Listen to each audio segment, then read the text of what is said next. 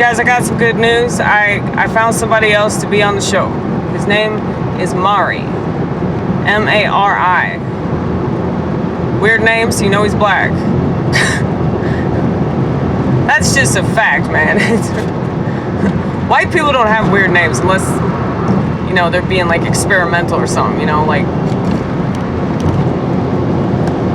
I'm gonna name my child after a piece of fruit.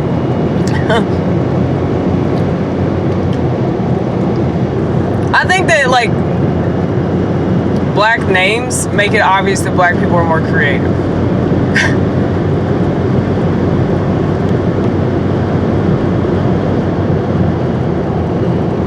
Because white people have names like Brittany, you know? No offense to the Britneys of the world, but Britney.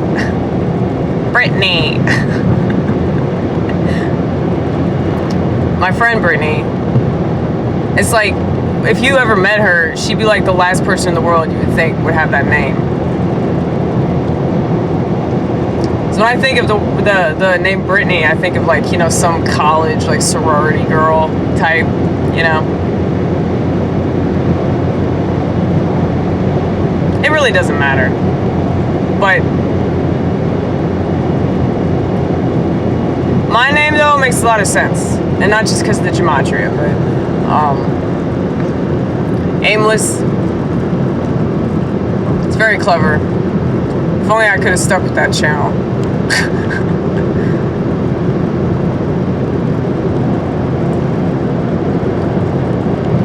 I did that channel when I was still a liberal. And I stopped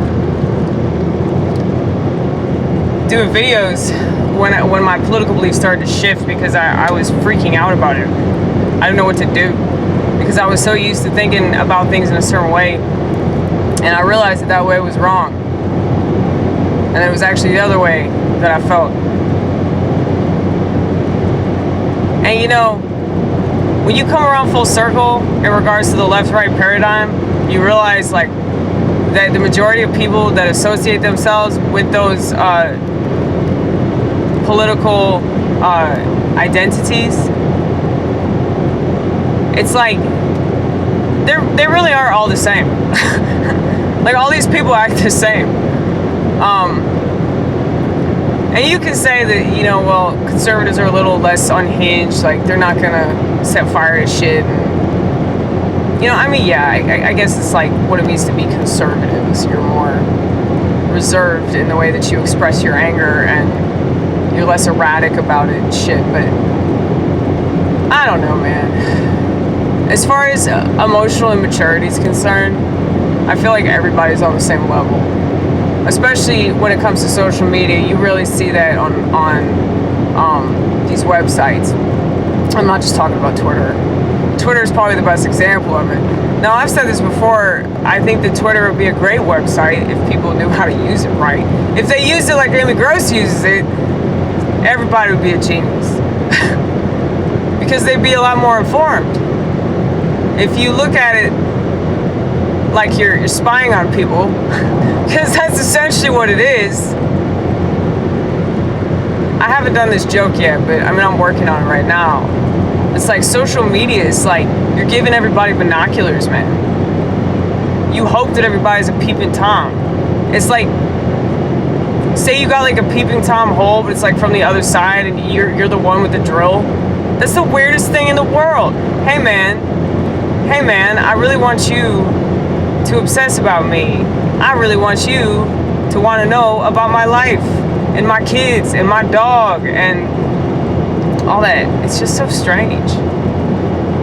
This is me dressing up my dog in a little sweater, taking the dog for a walk, and this is a picture of my croissant, and this is a picture of my kid's seventh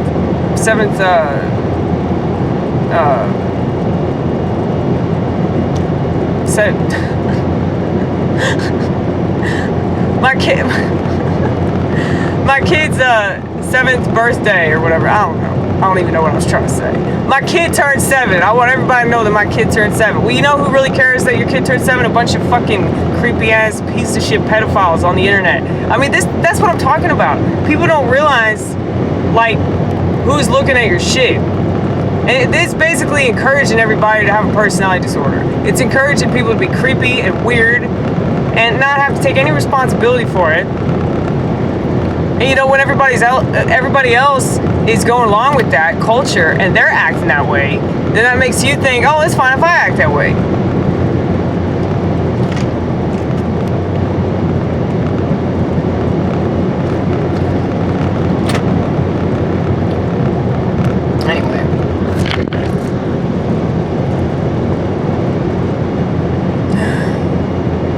Yeah, I gotta make flyers for this fucking comedy thing too. Yeah, you gotta get everybody's names right and shit. Like, I know you're gonna wait till the last minute to do all this shit. Last second, baby. The last nanosecond. Right.